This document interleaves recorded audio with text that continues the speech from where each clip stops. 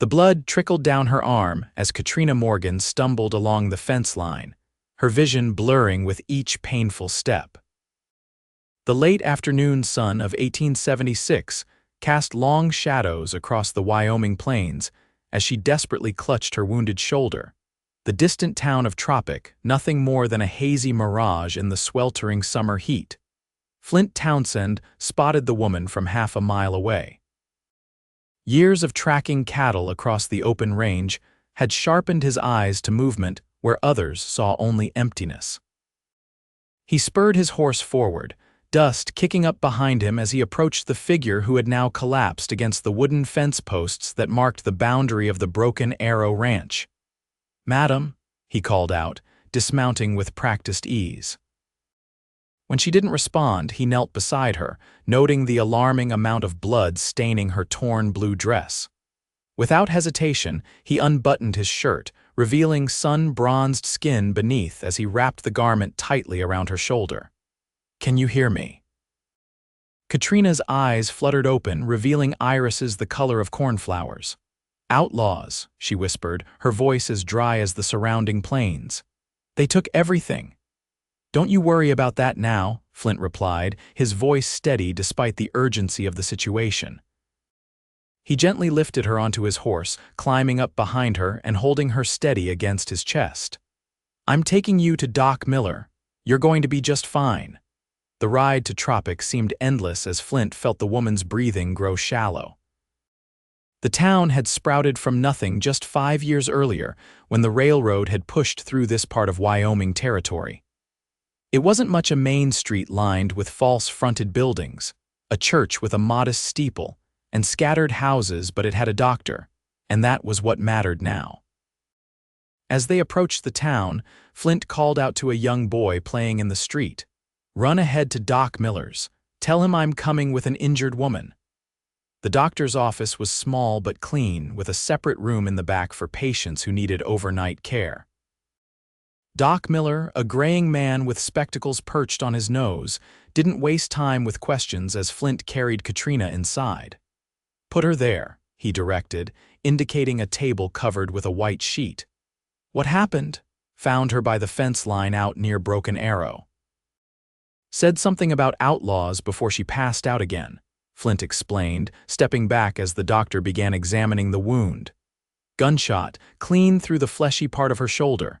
She's lost blood, but if infection doesn't set in, she should recover." Doc Miller worked methodically, cleaning the wound and preparing to stitch it. "You know her?" Flint shook his head. "Never seen her before. Figured she might be passing through on the stage." "No stage came through today," the doctor replied, threading his needle. "And she's not from around here. I know everyone in Tropic and 20 miles in any direction." As Doc Miller worked, Flint stood by the window, his bare chest still flecked with the woman's blood. He'd need a new shirt before heading back to the ranch, but something kept him rooted to the spot. Perhaps it was concern for the stranger or maybe curiosity about her story. Either way, he found himself unable to leave. "You planning to stand there all day, Mr. Townsend?" Doc Miller asked without looking up from his work. "Or might you fetch Sheriff Daniels? He should know about any outlaws in the area."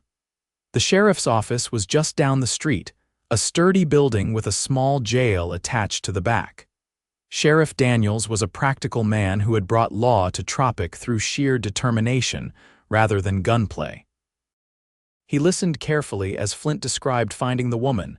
"Any idea who she is?" Daniels asked, reaching for his hat. "None. Doc's patching her up now." "And you say she mentioned outlaws?" The sheriff frowned. "Could be the Harker gang. They've been hitting travelers between here and Laramie." "I'll need to question her when she's able." When they returned to the doctor's office, Katrina was sleeping peacefully, her shoulder bandaged and her face still pale but less drawn than before.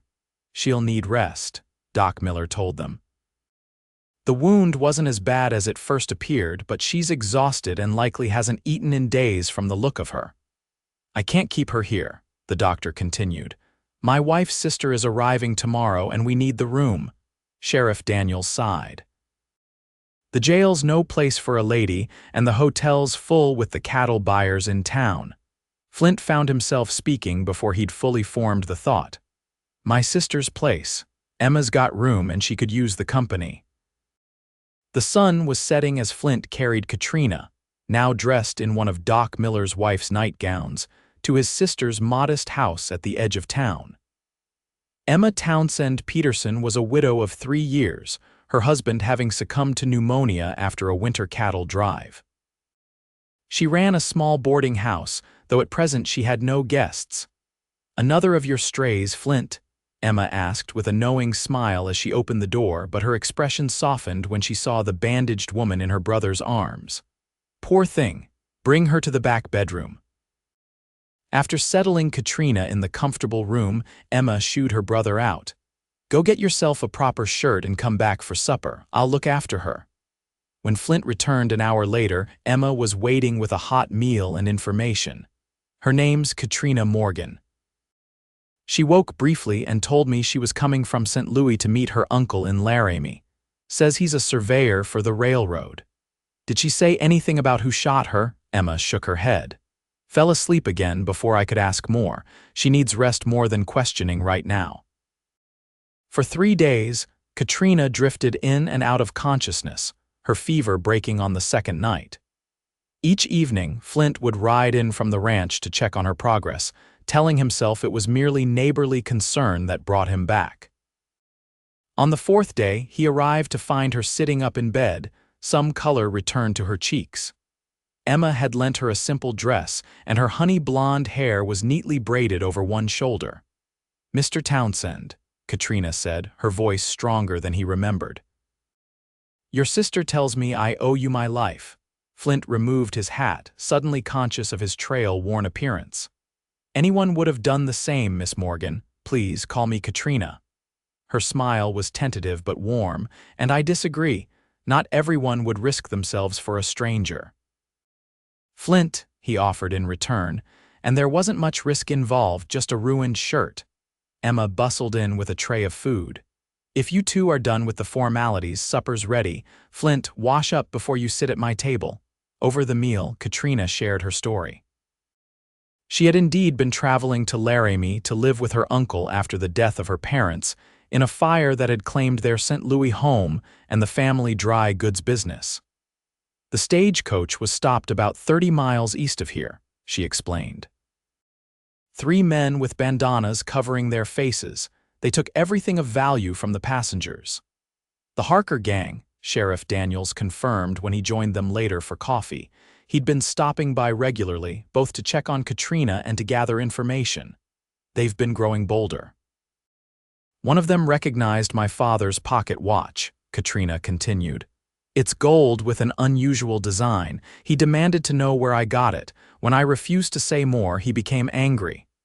She touched her bandaged shoulder. The others seemed upset by the shooting. They left quickly after that, and the stage driver managed to get us moving again, but I was bleeding badly. When we stopped to rest the horses a few miles from town, I thought I'd walk ahead to find help. I misjudged the distance. You're lucky Flint found you when he did, Emma said, reaching over to pat Katrina's hand. I've telegraphed your uncle in Laramie, the sheriff added. He's arranging transport, but with the railroad work, he can't leave immediately, says it might be a week or more. I don't want to impose on your hospitality, Katrina began, but Emma waved away her concern. Nonsense. You're staying right here until you're fully recovered. Besides, it's nice having another woman to talk to. As the days passed, Katrina's strength returned. She insisted on helping Emma with the household chores, careful not to strain her healing shoulder. Each evening, Flint would arrive for supper, increasingly aware of how he looked forward to these visits. Katrina was unlike any woman he had known. Though clearly raised in city comfort, she adapted to frontier life with determination and good humor. She asked thoughtful questions about ranching and listened with genuine interest to his answers. Would you show me the ranch sometime? She asked one evening as they sat on Emma's porch, watching the sunset paint the distant mountains gold and purple. I've never seen a working cattle operation. It's not much to look at, Flint replied, though pride colored his voice. just a small spread compared to some. But I'd be happy to show you around when you're feeling up to it. The opportunity came sooner than expected. 5 days after her arrival in Tropic, Katrina received a telegram from her uncle. Railroad troubles would keep him in Laramie longer than anticipated, perhaps another 2 weeks. I feel terrible about imposing on Emma, Katrina confided to Flint that evening. She's been so kind, but I know she was hoping to rent rooms to the cattle buyers. Flint considered for a moment. My foreman's wife is at the ranch. Martha's a fine woman, keeps house for us. There's plenty of room, and it might do you good to get out of town for a while. The next morning, Flint arrived with a wagon instead of his horse. Emma packed a small trunk with loaned clothes and necessities for Katrina, along with a basket of baked goods for those bachelor cowboys who never get proper sweets. The Broken Arrow Ranch lay 10 miles outside of Tropic, a modest spread with a sturdy main house, bunkhouse, barn, and corrals. Cottonwoods lined the creek that gave the property its water and named a stream that bent like a broken arrow across the eastern pasture.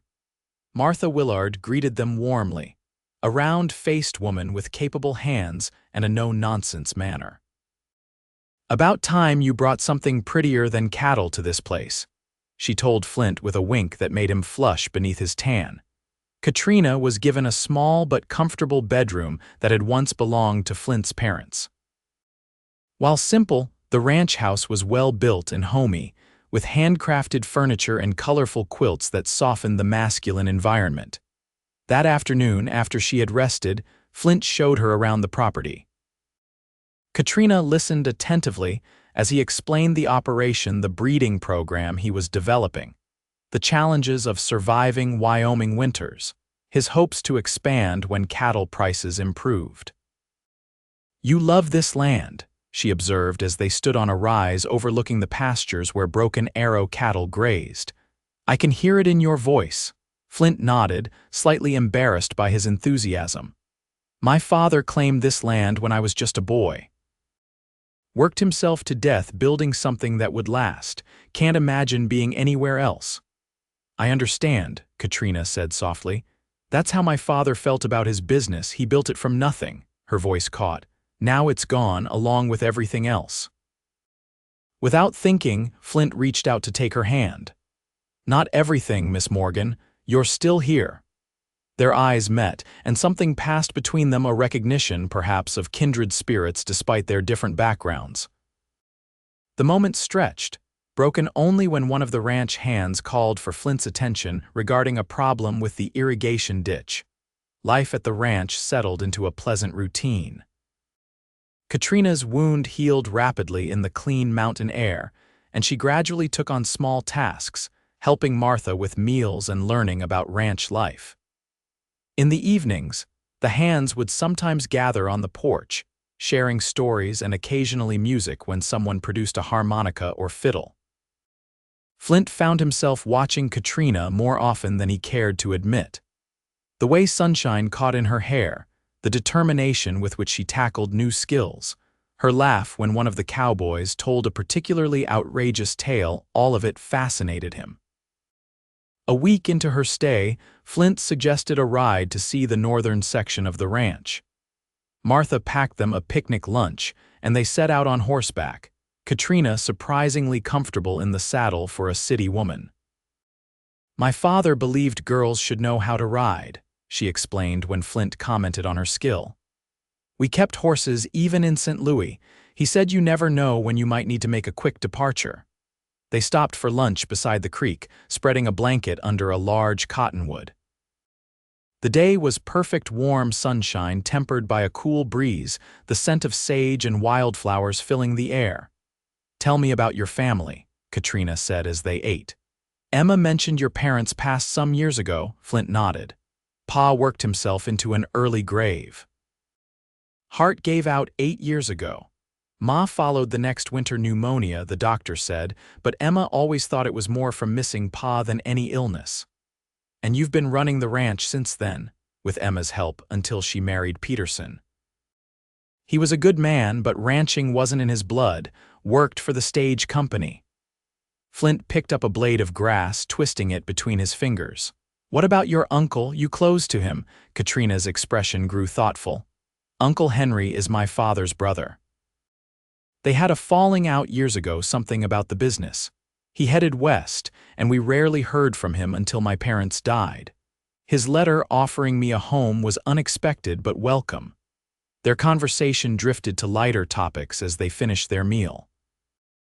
Afterward, they walked along the creek bank, Flint pointing out beaver dams and explaining how the seasonal flow affected his grazing plans. When they returned to their horses, a startled rattlesnake caused Katrina's mount to rear. She would have been thrown if Flint hadn't reacted quickly, grabbing her reins and steadying the animal while shouting commands that somehow penetrated the horse's panic. Once the danger had passed, they found themselves standing very close, Flint's hand still covering hers on the reins. Their eyes met, and this time the moment between them deepened.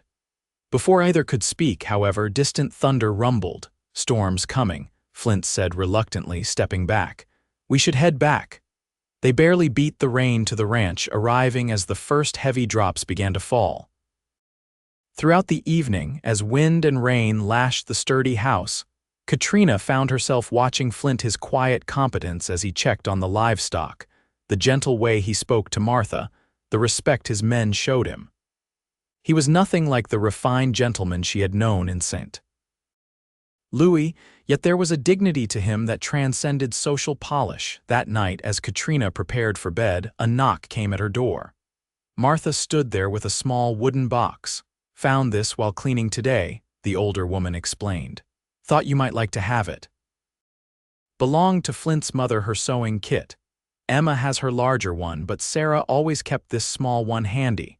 The box contained needles, thread, scissors, and thimbles, basic but well maintained. "I couldn't possibly," Katrina began, but Martha shook her head, "been sitting unused for years." Sarah would want it in the hands of someone who could appreciate it. "Besides," she added with a knowing look, "I've seen how the boss looks at you. Reckon you might have use for it around here someday." Before Katrina could respond to the implication, Martha bid her good night, leaving her with both the sewing kit and unsettled thoughts about her feelings for Flint Townsend. The following days brought a flurry of activity to the ranch. A section of fence needed repair after the storm, and Flint rode out with his men each morning to work on it. Katrina found herself watching for his return each evening, a realization that both thrilled and alarmed her. "Your uncle sent another telegram," Flint announced 10 days after Katrina's arrival at the ranch. "Says he'll be in Tropic next Tuesday to collect you." "Oh," Katrina couldn't keep the disappointment from her voice. "That's good news." Flint nodded, his expression carefully neutral. "Figure we should head into town Monday, give you time to settle back at Emma's before he arrives." That night, Katrina couldn't sleep.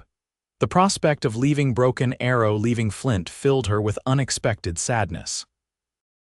She had come west seeking a new life with her uncle, but now she questioned whether Laramie was where she truly wanted to be. The next morning, Martha found her sitting on the porch, watching the sunrise. "Heard about your uncle coming," the older woman said, settling into the chair beside her. "Got you troubled, has it? Is it that obvious?" Katrina asked with a small smile. To these old eyes, yes. Martha studied her for a moment. "You know, when my James first asked me to marry him, I nearly said no, had plans to be a schoolteacher in Denver. Thought I'd be settling if I became a rancher's wife. What changed your mind? Realized I was measuring my life against what others expected, not what would truly make me happy." Martha patted Katrina's hand. "Sometimes the path we think we should take isn't the one that leads us home." Later that day, Flint invited Katrina to ride out to the eastern pasture where new calves were being branded. They stood at a distance, watching the skilled cowboys work with practiced efficiency.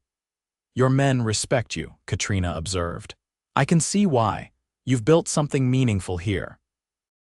Flint shifted uncomfortably at the praise, just doing what needs doing. A comfortable silence fell between them as they watched the activity. Finally, Flint spoke, his voice uncharacteristically hesitant. "Been thinking about your leaving." Katrina's heart quickened. "Have you? Yes. He turned to face her fully, his expression serious. I know you've got plans with your uncle, a life waiting in Laramie, but I wanted you to know that. Well, there's a place for you here if you wanted it. A place? Katrina asked, needing him to be clearer.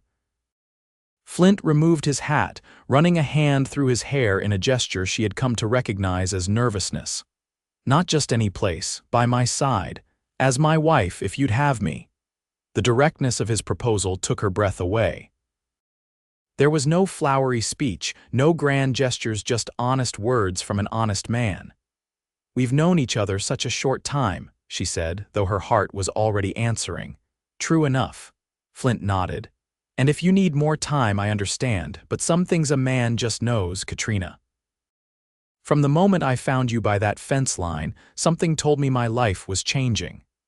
He reached for her hand, his calloused fingers gentle against her skin.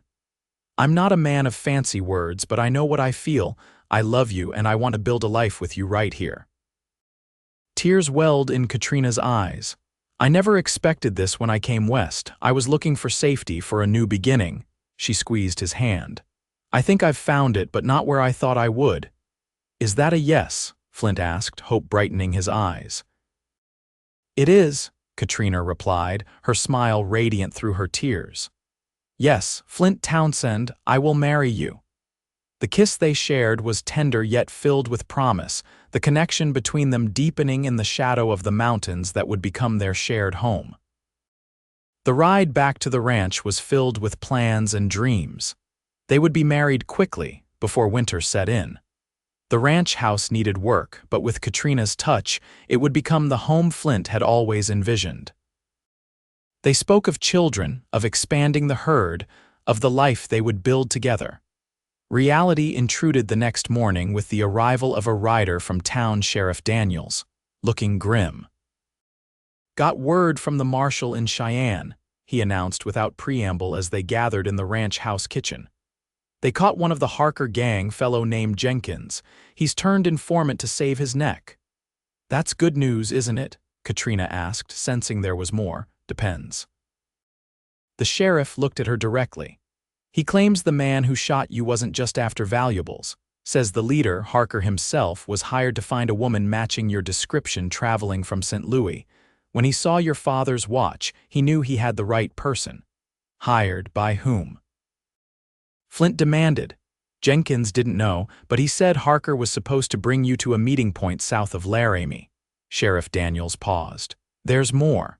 The telegram your uncle supposedly sent, the telegraph operator in Tropic doesn't recall sending or receiving any such messages. Katrina sank into a chair, her face pale. What are you saying? I'm saying someone's been forging telegrams and someone wanted you found badly enough to hire outlaws. Given the timing, I'm suspicious about this uncle of yours. The revelation cast a dark shadow over their joy. If someone had gone to such lengths to find Katrina, they wouldn't likely give up easily. We need to know more about this uncle, Flint said, his protective instincts fully awakened.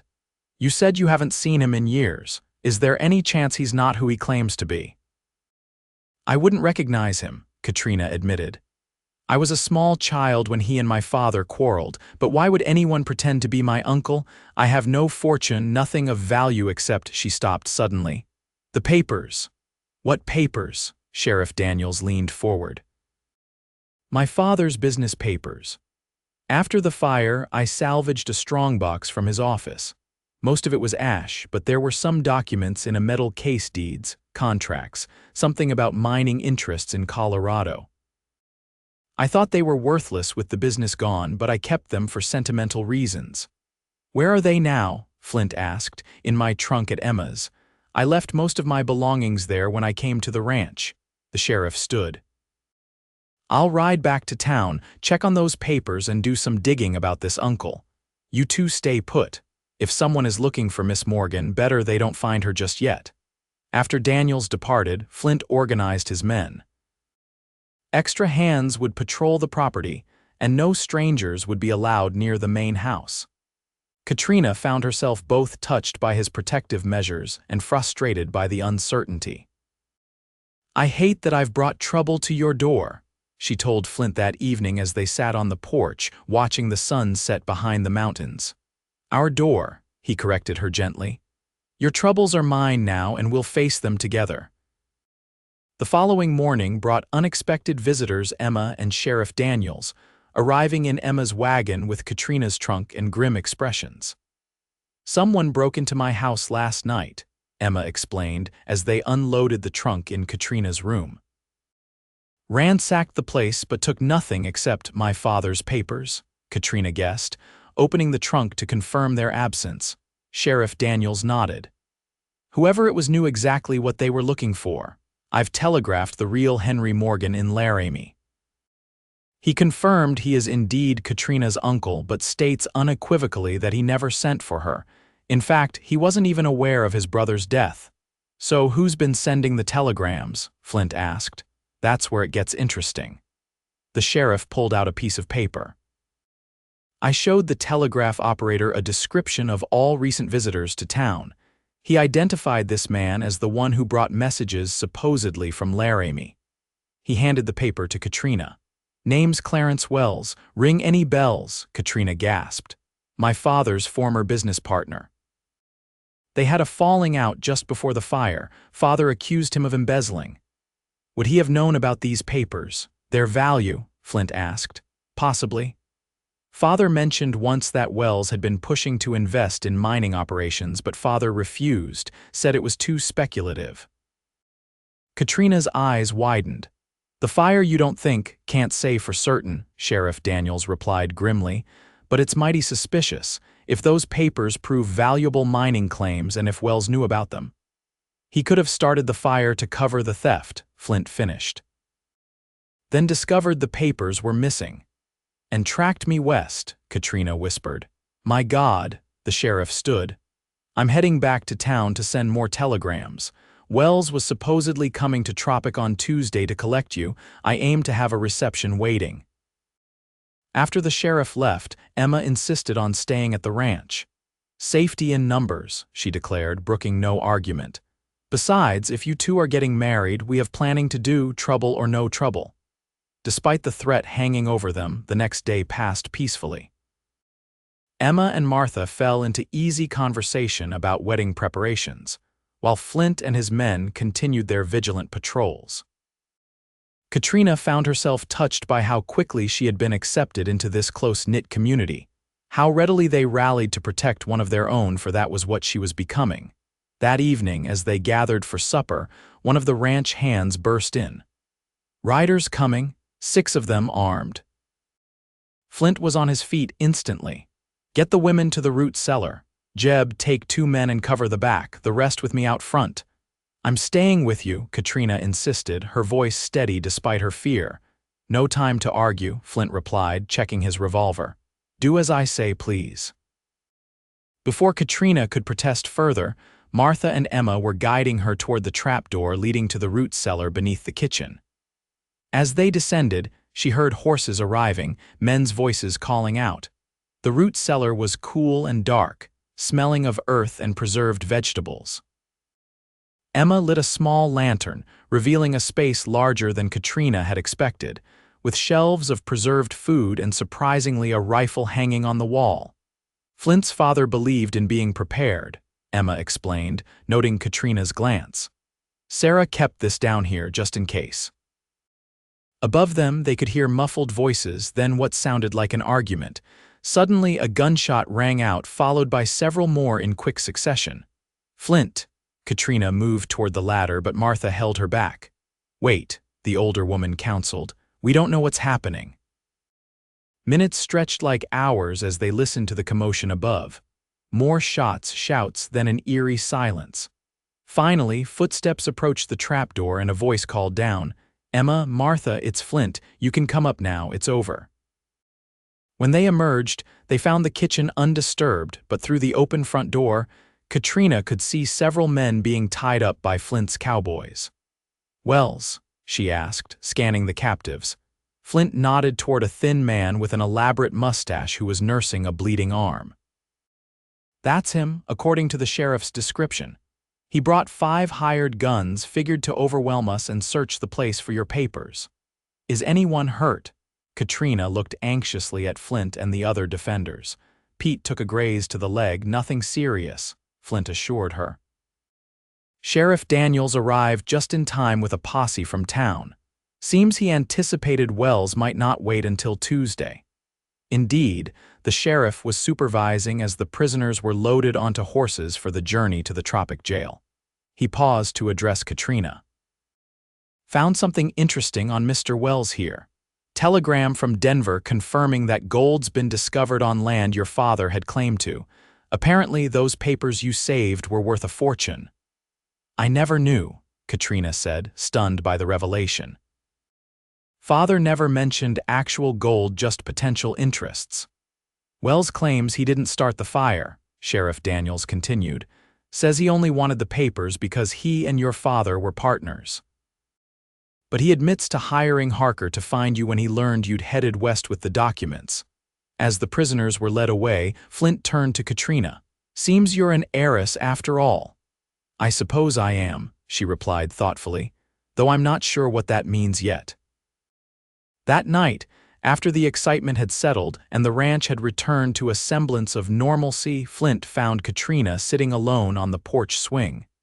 Penny for your thoughts, he said, joining her. I was thinking about what Martha told me about measuring life against others' expectations. Katrina took his hand. My father wanted security for me. That's why he invested in those mining claims, I suppose, but he also taught me to follow my heart. And what's your heart saying now? Flint asked softly. That wealth is nothing without love. That home isn't a place, but the people who make it. She met his gaze directly. That I want our life together more than any gold mine. Flint's smile was tender as he drew her close. Good, because I was worried you might decide a cattle rancher wasn't grand enough for an heiress. Never, Katrina assured him.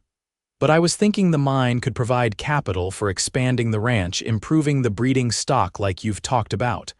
Our future built together, Flint mused. I like the sound of that. 2 weeks later, on a crisp October morning, Katrina Morgan became Katrina Townsend in a ceremony held in the Tropic Church. The entire town turned out, along with ranchers from miles around, all curious to see the Eastern heiress who had chosen one of their own. Uncle Henry Morgan had arrived from Laramie 3 days earlier, the real Uncle Henry, a gruff but kind man who embraced his niece warmly and gave his blessing to the match. He agreed to help Katrina manage her newfound mining interests, ensuring that the wealth would be properly handled. As Flint and Katrina exchanged vows, she wore a dress that Emma had helped sew, carrying wildflowers gathered from the ranch meadows. Around her neck hung her father's watch on a delicate chain recovered from Wells's belongings and restored to its rightful owner. I promise to stand beside you through whatever life brings, Flint vowed, his voice steady and true. To build our dreams together, to protect and cherish you all my days. I promise to be your partner in all things, Katrina replied, her eyes shining with unshed tears of joy. To make a home with you filled with love, to face each sunrise and sunset by your side. Their kiss sealed promises that both knew would be kept, witnessed by a community that had become Katrina's as surely as if she had been born to it.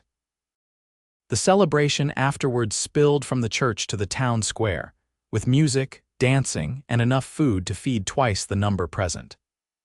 As evening approached, Flint whispered in his bride's ear and they slipped away, riding back to the ranch to their home beneath a sky ablaze with stars. Spring came to Broken Arrow Ranch in a riot of wildflowers and new life.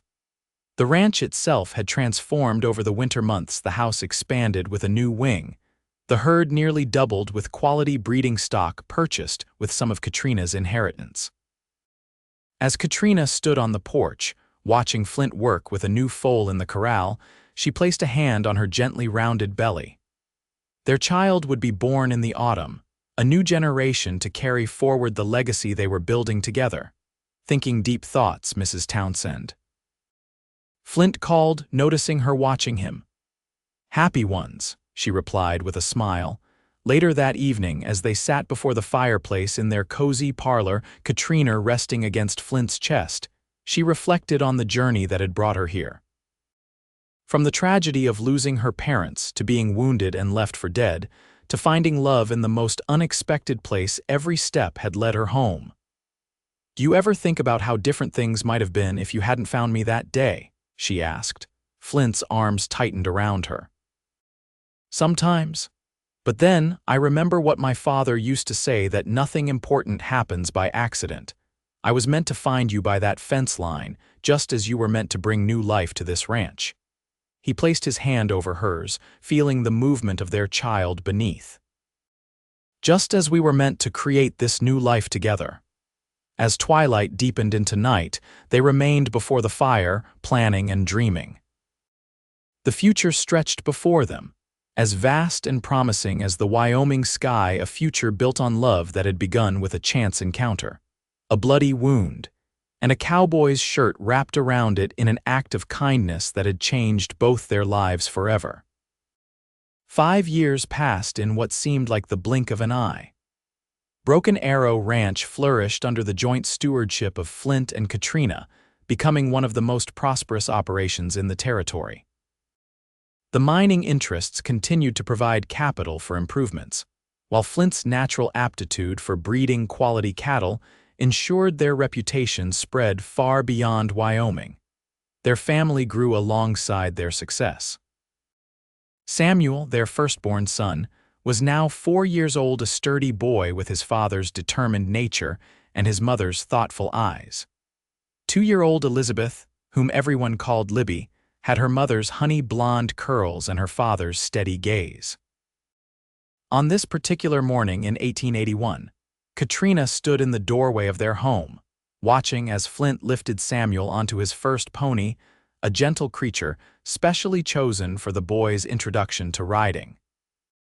Her hand rested on her growing belly, where their third child would make an appearance in about 4 months' time.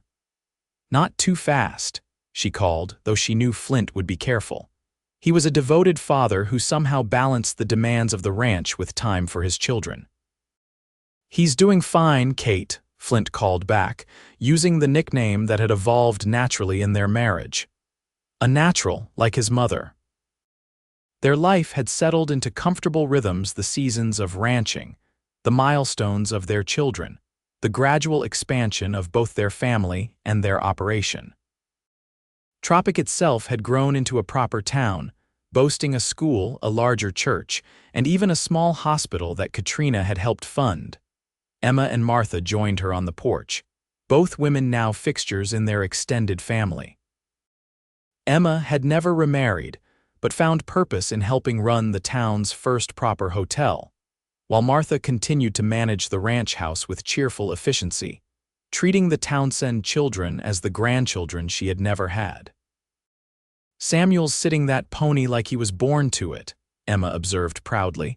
"Flint had him up on horseback before he could walk," Katrina replied with a laugh.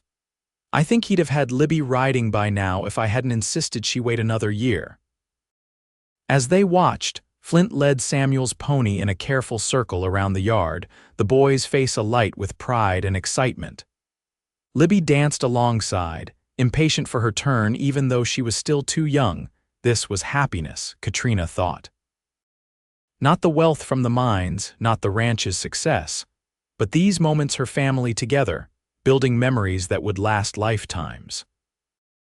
Later that evening, after the children were tucked in bed with stories of adventurous cowboys and brave frontier women, Flint and Katrina sat on their porch swing, the same one where they had planned their future on the night after Wells's capture. "Got a letter from Sheriff Daniels today," Flint mentioned, his arm comfortable around her shoulders. The former sheriff had moved on to become a U.S. Marshal 3 years earlier, but maintained correspondence with the couple who had helped launch his career with the Wells case. "Oh. What news does he have?" "Wells is being released from prison next month. Good behavior, apparently." Katrina considered this information thoughtfully. The man responsible for hiring the outlaws who had nearly killed her would soon be free. 5 years ago, the news might have frightened her. Now it was merely a footnote in a story long concluded. "I hope he finds some peace," she said finally. Bitterness nearly destroyed him, nearly destroyed me too. Flint pressed a kiss to her temple. "That's why I love you, Kate, always finding grace where others would hold grudges." "Life's too precious for hatred," she replied simply. "Look at what we've built," while he sat in a cell with nothing but regrets. They fell silent, watching as the first stars appeared in the darkening sky. In the distance, a coyote called, answered by another farther away wild voices that had become as familiar as the creaking of the porch swing. "I've been thinking," Flint said after a while, "about that section of land that adjoins our north pasture. Simmons is looking to sell. It would give us access to the upper creek, better summer grazing. We should buy it," Katrina agreed without hesitation, "for the children's future." "That's what I thought you'd say." Flint's smile was visible even in the gathering darkness. "Always looking ahead, Mrs. Townsend." "Someone has to, Mr. Townsend, while you're busy teaching 4-year-olds to ride and stealing kisses from their mother when no one's looking." Their laughter mingled in the night air, the comfortable banter of a couple whose love had deepened with each passing season, each shared triumph and challenge. The following week brought an unexpected visitor, Uncle Henry, now silver-haired but still robust, arriving from Laramie with news of his own. "Wyoming's pushing hard for statehood," he announced over dinner. "The territorial governor's appointing a commission to draft a constitution, and he's asked me to serve." "That's wonderful, Uncle Henry," Katrina exclaimed. "You've always said Wyoming should lead the way with a progressive constitution." Henry nodded, looking pleased. "Indeed. And I've recommended you for the Women's Suffrage Committee, Kate. Your experience managing both business and ranching interests makes you ideal." Flint raised his eyebrows at his wife. "A political career, Mrs. Townsend. Should I be preparing for life as the husband of a stateswoman?" "Hardly," Katrina laughed, though she was clearly intrigued by the prospect. "But I would like to help ensure that, when Wyoming becomes a state, women maintain the voting rights we already enjoy in the territory." "You'll do it then?" Henry asked. Katrina glanced at Flint, who nodded his encouragement. "I will, though I'll need to arrange matters here with the baby coming. The committee won't begin formal meetings until after harvest anyway," Henry assured her. "And Laramie's not so far that you can't travel back and forth as needed."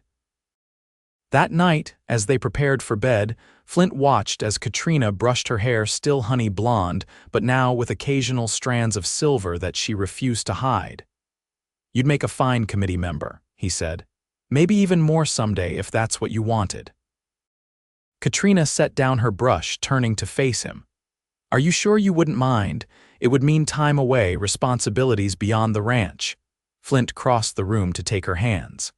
"Kate, when I found you by that fence line all those years ago, I didn't just save a woman in trouble. I found a partner with a mind and heart as strong as any I've known. Why would I want to limit what you can become?"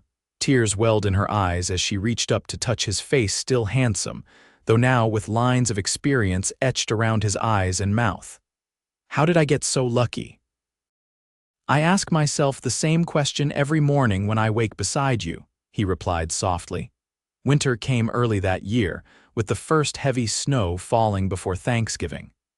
The Broken Arrow was well prepared, with hay stored and cattle moved to sheltered pastures. The ranch house, expanded over the years, was warm and snug against the howling Wyoming wind. Katrina's work with the suffrage committee had begun, though she limited her trips to Laramie as her pregnancy advanced. Instead, much of her contribution came through correspondence, with Flint often acting as her secretary in the evenings, taking dictation as she paced their study, passionately arguing points for the future Constitution. December brought the birth of their third child, a daughter they named Grace, with a shock of dark hair like her father's and a determined cry that suggested she would be a force to reckon with. As Christmas approached, the house filled with greenery and the sense of Martha's baking. Samuel and Libby were beside themselves with excitement. while baby Grace observed the proceedings with solemn eyes that seemed wise beyond her weeks. On Christmas Eve, with a storm raging outside, the extended family gathered in the warmth of the ranch house parlor. Emma and her new beau, the town's banker, a widower who had courted her with patient determination. Martha and her husband James. Several of the longtime ranch hands who had nowhere else to go. Even Uncle Henry had braved the weather to be with them. As gifts were exchanged and carols sung, Katrina found herself overwhelmed with gratitude. Looking around at the faces illuminated by firelight and candles, she saw not employees or relations, but family chosen and created through love and loyalty over the years. Later, when the others had retired, and only she and Flint remained before the dying fire, baby Grace sleeping peacefully in her arms, Katrina voiced the thought that had been growing in her heart all evening. "I've been thinking about the day we met, about how close I came to dying by that fence line, how different everything would have been." "Best not to dwell on what might have been," Flint said gently. "What matters is what is." "That's just it," Katrina replied. "What is miraculous." From such a terrible beginning came all of this joy. She looked down at their sleeping daughter, then back to her husband. "Sometimes I think the universe has a way of leading us exactly where we need to be, even when the path seems darkest." Flint smiled, reaching out to touch Grace's tiny hand. "My father would have called that faith." "Perhaps it is," Katrina agreed. "Faith in something larger than ourselves guiding us home." As the fire crackled and snow continued to fall beyond their windows, they sat in companionable silence, content in the knowledge that their journey begun in blood and desperation by a lonely fence line had led to a life richer and more fulfilling than either could have imagined. The years continued their march forward. Wyoming achieved statehood in 1890, with its constitution indeed preserving women's right to vote, a progressive stance that made Katrina proud of her small contribution to history. The children grew, each developing distinct personalities that brought both joy and challenges to their parents. Samuel, at 13, was his father's right hand on the ranch, showing an aptitude for the business that suggested he would one day take over the operation. Libby, now 11, combined her mother's intelligence with a wild streak that frequently led her into adventure and occasional trouble. 8-year-old Grace proved to be the scholar of the family, devouring books and begging for more education than the local school could provide. Flint and Katrina adapted to each stage, their partnership strengthening through the tests of time. They weathered harsh winters and drought summers, cattle market fluctuations, and the changing landscape of Wyoming as settlers continued to arrive, and the open range gradually gave way to fenced properties. Through it all, they remained each other's constant, the love that had sparked beside a fence line deepening into something richer and more complex with each passing year. On their 20th wedding anniversary, the entire county seemed to gather at Broken Arrow Ranch for a celebration that lasted from noon until the stars emerged. Former Sheriff Daniels, now a distinguished U.S. Marshal with silver at his temples, toasted the couple whose story had become something of a legend in the region. "To Flint and Katrina," he declared, raising his glass high. "Who proved that sometimes the greatest treasures are found in the most unexpected places, even bleeding by a fence line." Laughter and applause followed, the story familiar to all present. As the festivities continued around them, Flint drew Katrina away from the crowd, leading her to the rise overlooking the ranch, the same spot where they had stood all those years ago when he had first shown her the property. The view had changed. Where once there had been only the original buildings and modest herd, now sprawled a thriving operation, expanded barns and corrals, additional pastures, even a small schoolhouse built for the ranch children and those from neighboring properties. 20 years, Flint marveled, his hand warm around hers. Though his hair was now more silver than brown and the lines on his face had deepened, his eyes still held the same steady kindness that had first won her heart. "Hard to believe, isn't it?" In some ways, Katrina agreed. At 42, she remained beautiful, though her figure had softened with the bearing of 3 children and her own hair showed strands of gray among the blonde. But in others, it feels like we've always been here together. Flint nodded, understanding perfectly. I brought you up here for a reason, Kate.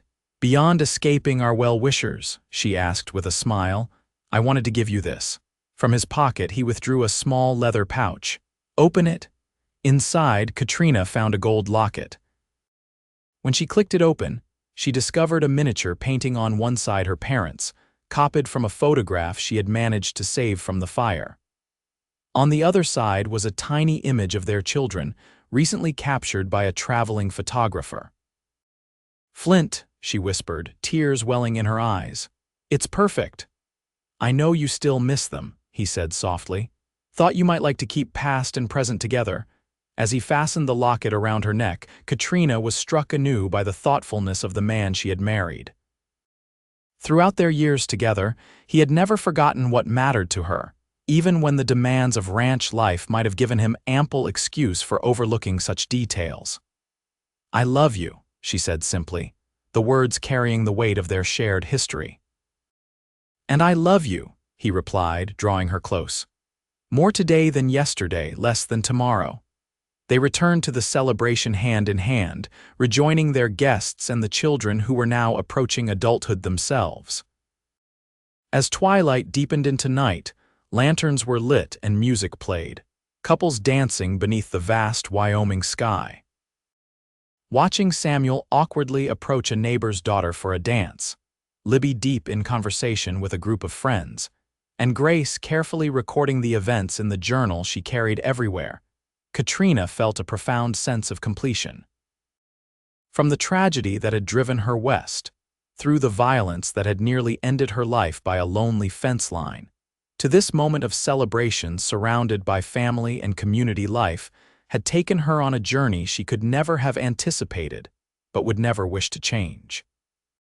As Flint approached, offering his hand for a dance, Katrina took it without hesitation, stepping into the circle of his arms with the familiar ease of long partnership. Together they moved across the makeshift dance floor, their steps in perfect harmony just as their lives had become over 2 decades of love, work, and shared purpose. Around them, their world continued to evolve.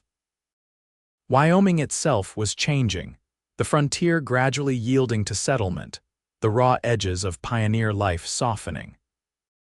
Yet some things remained constant: the majesty of the mountains, the vastness of the sky, and the love that had begun when a cowboy found a wounded woman and, with simple humanity, wrapped his shirt around her bleeding wound. That moment, that simple act of kindness, had been the first thread in a tapestry they had woven together through 20 years of marriage. A tapestry rich with color and texture, with moments of both shadow and brilliant light, creating a pattern unique to them yet universal in its beauty. As the music ended and Flint pulled her close for a kiss that still held the promise of their first, Katrina knew with absolute certainty that their story, remarkable as it had been, was far from over. There would be grandchildren someday, new challenges to face, fresh joys to discover. And through it all, they would continue as they had begun, side by side, partners in every sense, their love as enduring as the land that had brought them together. In the soft light of lanterns, with stars overhead and the future stretching before them, Flint and Katrina Townsend continued their dance, a dance that had begun by a fence line and would continue for all the days of their lives.